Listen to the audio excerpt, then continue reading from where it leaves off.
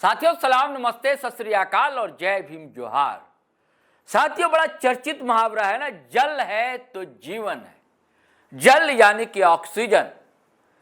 जिंदगी के लिए ऑक्सीजन का होना कितना जरूरी है। ऑक्सीजन यानी कि जल, जल यानी कि पानी। यह मुहावरा राजनीति में और सियासत में बड़ा गर्म रहता है दोस्तों। अब घाटशिला ही देख लीजिए ना, घाटशिला में उपचुनाव होने हैं और बार बार चर्चा ये तेज है कि कौन घाट घाट का पानी पिएगा या किसे घाट घाट का पानी पिला दिया जाएगा, या कौन पानी पानी हो जाएगा या कौन पानी पानी कर देगा। कई तरह की कहानी है, कई तरह के पानी है और इस पानी ने दोस्तों सबकी नानी याद आ गई है। नानी याद आ गई है टाइगर कोल्हान की भी, और टेंशन में तो मुख्यमंत्री हेमंत सोरेन भी आ गए हैं दोस्तों।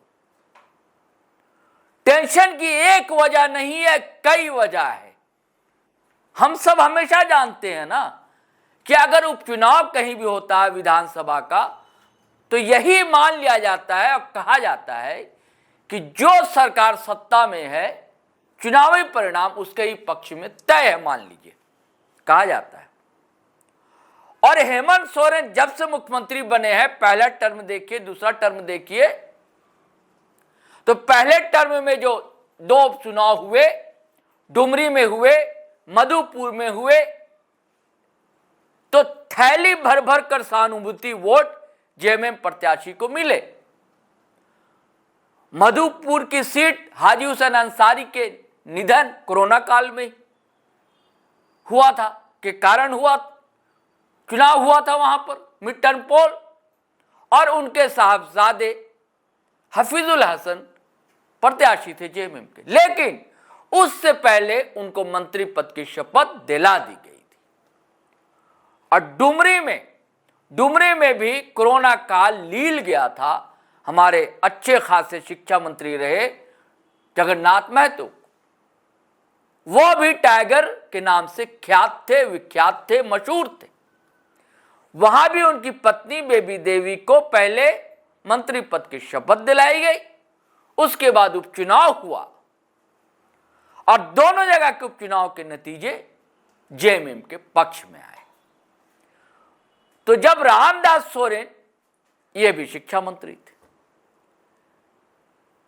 ये भी अचानक हम सबसे बिछुड़ गए, तो तय था कि यहां भी उपचुनाव होना है।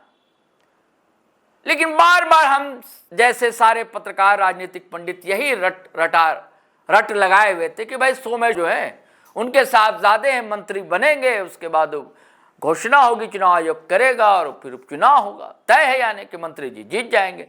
सहानुभूति की लहर। लेकिन मैंने कहा ना कि पानी, भारतीय जनता पार्टी ठान बैठी थी और टाइगर कोल्हान भी ये जिद पर अड़े हैं कि हम तो टाइगर कोल्हान है। कोल्हान में कभी तूती बोलती थी ऐसा कहा जाता है, लेकिन विधानसभा चुनाव जो हुआ था उसमें कोल्हान साहब जो टाइगर थे कोल्हान के, अब कई लोग तो ऐसा शब्द का इस्तेमाल करते हैं, मैं कह नहीं सकता दोस्तों, हम लोग की भी एक मर्यादा है, एक सीमा है। कई बातें कहेगी कि टाइगर नहीं है, फला है, फला है, फला है। किसी ने कहा कि कहीं और घुस गए हैं बिल में, कई तरह की बातें सामने आई और उसके कारण थे। भारतीय जनता पार्टी ये समझ रही थी कि भाई हम लेकर जा रहे हैं तो ये तो भैया ताश का ऐसा पत्ता है तुरुप का कि जब सामने फेंका जाएगा पत्ता तो चारों खाने राइवल जो है चित्त हो जाएंगे। लेकिन हुआ नहीं, एकमात्र अपनी सीट बमुश्किल जीत पाए टाइगर कोल्हान चंपई सोरेन, अपने साहबजादे बाबूलाल सोरेन को भी जिता नहीं पाए। 20,000 से अधिक मतों से वो हार गए थे। किनसे हारे थे? रामदास सोरेन से, जेएमएम। वैसे मैं आपको बता दूं दोस्तों, आज तक बीजेपी जो एक बार सिर्फ छोड़कर कभी भी बीजेपी का झंडा घाटशिला, चाहे आप बिहार दौर की बात कर लिए या अलग गठन हुआ झारखंड राज्य का, 1952 से लेकर 2024 तक जो 18 चुनाव हुए उसमें एकमात्र 2014 का मोदी जी की लहर में लक्ष्मण टुडू जीत गए थे। लेकिन लक्ष्मण टुडू भी फिर जेएमएम में चले आए, भाजपा से जीते थे। लेकिन ऐसा भी नहीं कि वहां टोटा है भाजपा नेताओं का या दावेदारों का। बाबूलाल सोरेन तो थे ही, हैं ही। लेकिन अगर आप इधर बातचीत सुनेंगे और बातचीत करेंगे चंपई दास से, यानी कि चंपई सोरेन से, तो चेहरे की फेस रीडिंग अगर आप पढ़ना चाहें, फेसबुक तो बढ़िया से बता दिया है कि क्या आपका चेहरा बोलता है, सोशल साइट बता देता है। तो वो उत्साह नहीं दिख रहा है। कहीं ना कहीं मुझे एक आशंका है कि पता नहीं हमारा बेटवा को मिलेगा टिकट कि नहीं मिलेगा छुआ के, ये देखने की बात। और उधर जो है दोस्तों, एक और खबर जो आपको बताऊंगा, बड़ी खबर है वो, लेकिन मैं कुछ और कहानी आपको पलटता चलें, अपन चलें पन्ने, ताकि तस्वीरें और साफ हों। तो उधर अर्जुन मुंडा, उनकी भी राजनीति उस इलाके में रही है। उस खेमे का प्रयास है कि मीरा मुंडा को वहां से भाजपा टिकट दे। सीता सोरेन जो नाराज हैं हमेशा से लगातार, हालांकि टिकट मिली, 2 चुनाव हार गई, लोकसभा भी विधानसभा भी। उस खेमे से कोशिश है कि जयश्री जो उनकी लाडली बिटिया है उसको टिकट मिल जाए। लेकिन इन सब से अलग सुनीता सोरेन कर्मठ कार्यकर्ता है, लीडर है भाजपा की, खून पसीना एक किया है पार्टी के लिए, गांव गांव घूमती रही हैं, आज भी घूम रही हैं। और एक सांसद जो है रमेश चंद्र हांसदा के प्रयास में लगे हुए हैं, भाजपा के ही सांसद है। लेकिन अब जो तस्वीरें आ रही है, जो समीकरण बनता हुआ दिख रहा है, और उसका कारण है दोस्तों पारिवारिक कलह। अब तक लग रहा था कि सोमेश सोरेन ही, संथाली है भाई, सोमेश सोरेन ही रामदास सोरेन के सुपुत्र को टिकट मिलेगी, तय है लगभग। लेकिन इधर बीच में क्या हुआ, पूरा परिवार जब मिलने के लिए आया था कुछ दिनों पहले, हफ्ते पखवाड़े भर पहले, मुख्यमंत्री आवास हेमंत सोरेन से, तब जो क्षण का खबरें आई वो ये आई कि एक विक्टर सोरेन भी, जो रामदास सोरेन के भतीजे हैं, और उनकी भी कोशिश है कि मैंने भी पार्टी के लिए बहुत मेहनतें की, काम किया है, तो हम भी एक दावेदार हैं, टिकट हमें भी मिलनी चाहिए। यानी कि सोमेश के आगे घर में ही तलवार खिंच गई और अब मुसीबत में फंस गए हेमंत सोरेन। करे तो क्या करें, बातचीत की गई है और अब खबर यह है कि 12 तारीख तक का समय दे दिया गया इस परिवार को कि आप लोग तय कर लीजिए, क्योंकि एक तुर्प का पत्ता अभी हेमंत के पास बाकी है। वो क्या है दोस्तों, बताएंगे, धैर्य रखिए। हालांकि थंबनेल से आप तो समझ गए होंगे, लेकिन कहानी थोड़ा सिलसिलेवार बताई जाए तो समझ में आती है। मैं हमेशा कहता हूं ना कि बात समझनी है तो सुननी तो पड़ेगी ही।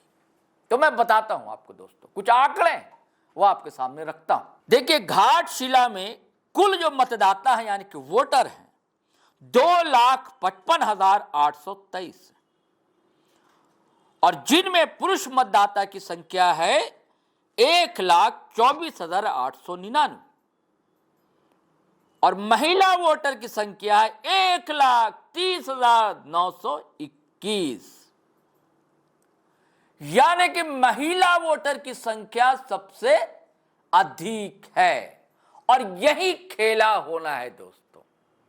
इधर आप सोमेश उरांव का फेसबुक पेज देखेंगे तो लगातार वो मैया सम्मान का प्रचार करते हुए दिख रहे हैं।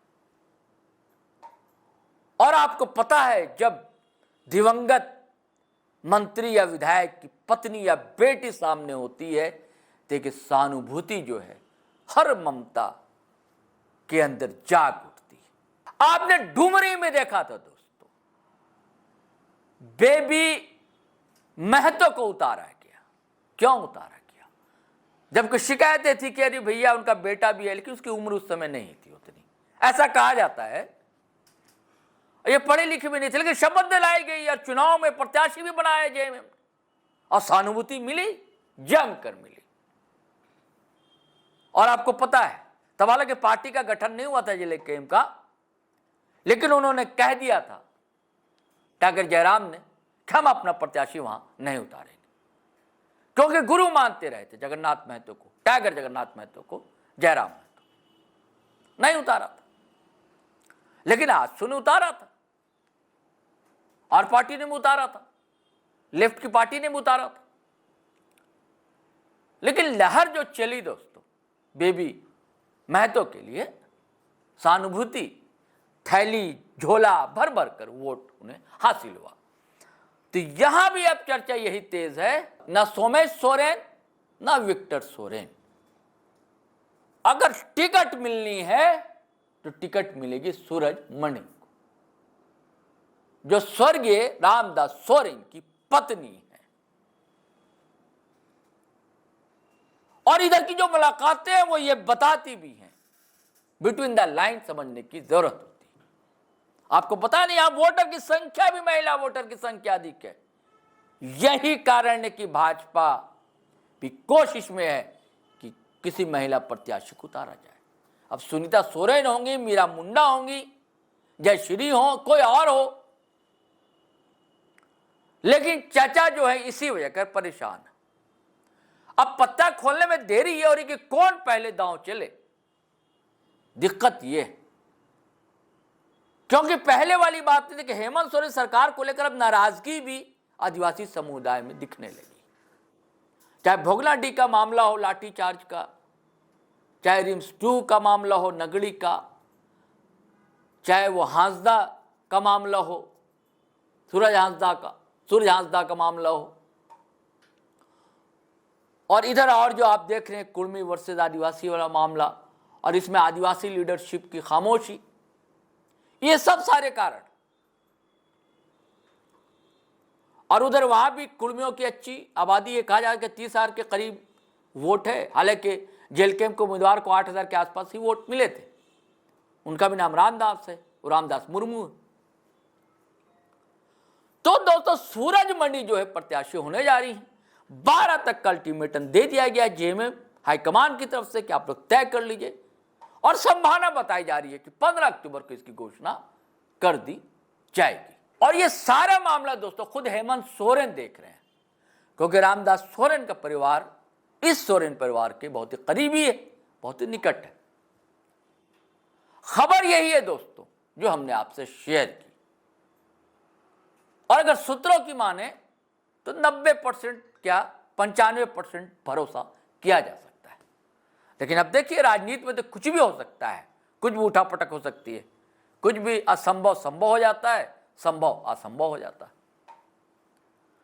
आर्ट ऑफ पॉसिबिलिटी कहा जाता है वैसे भी।